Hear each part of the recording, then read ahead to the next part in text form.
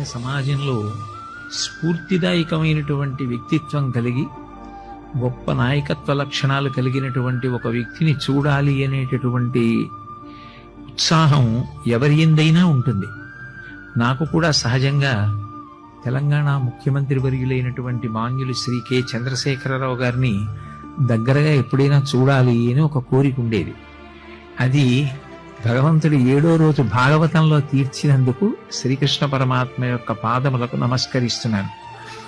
తెలంగాణ రాష్ట్రంలో ధర్మం పట్ల అంత అనురక్తి కలిగి ధర్మ ప్రచారాన్ని కాపాడాలి, ధర్మాత్ములను కాపాడాలి, ధర్మం ప్రజలందరికీ తెలిసి అనుష్ఠించి రాష్ట్రం చక్కటి పురోభివృద్ధి పొందాలని తాను ధార్మికుడై అంత చక్కటి అనురక్తి కలిగినటువంటి ముఖ్యమంత్రి ఉండడం నాకు ఎంతో సంతోషకరమైనటువంటి విషయం.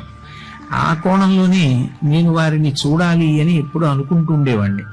ఇవాళ వారిని చూడడం జరిగింది.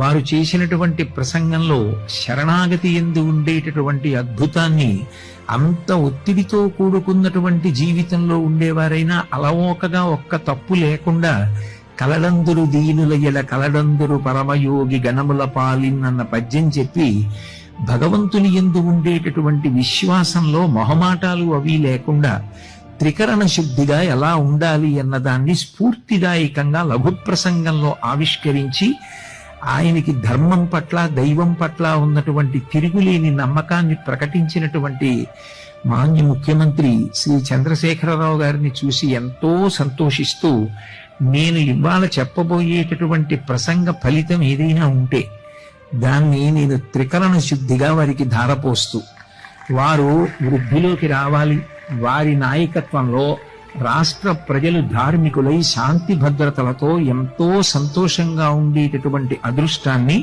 శ్రీకృష్ణ పరమాత్మ తన యొక్క నిర్హేతుక కృపా కటాక్ష వీక్షణముల చేత అనుగ్రహించుగాక.